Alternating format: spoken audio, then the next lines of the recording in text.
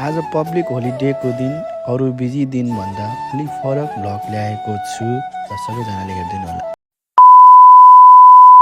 Right guys, welcome to my second blog. सबैजनाले माया गरिदिनु होला। आशा छ मेरो फर्स्ट ब्लग पनि सबैजनाले माया गरिदिनु भयो, सेकेन्ड ब्लग पनि यसरी माया गरिदिनु होला। पब्लिक होलिडेको न्यू बनाएर हामी चाहिँ यसो आज घुम्न निस्केको छौँ र दिनदेखि नै मौसम खराब भएकोले आज चाहिँ मौसम अलिक क्लियर भएको न्यू बनाएर आज पब्लिक होलिडे भएकोले हामी चाहिँ दुईजना यसो घुम्न निस्केको। यो हाम्रो बस स्टेसनमा आइसकेको छौँ र हामी यहाँ बसमा चढिसकेको छौँ।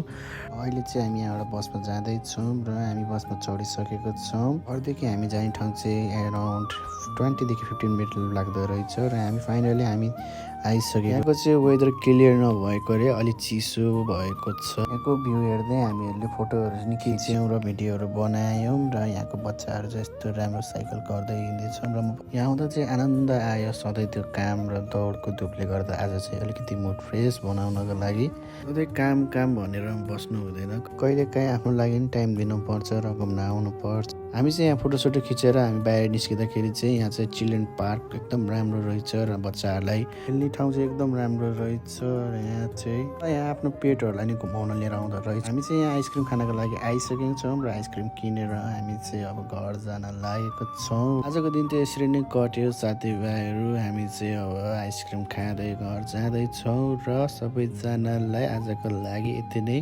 सबैजनालाई माया छ, सबैजनाले माया गर्दैन होला। हामी चाहिँ यहाँ बस गर्दैछौँ ल आजको लागि यति नै। अब नेक्स्ट भिडियो आउँदैछ। सबैजनालाई माया छ। By by.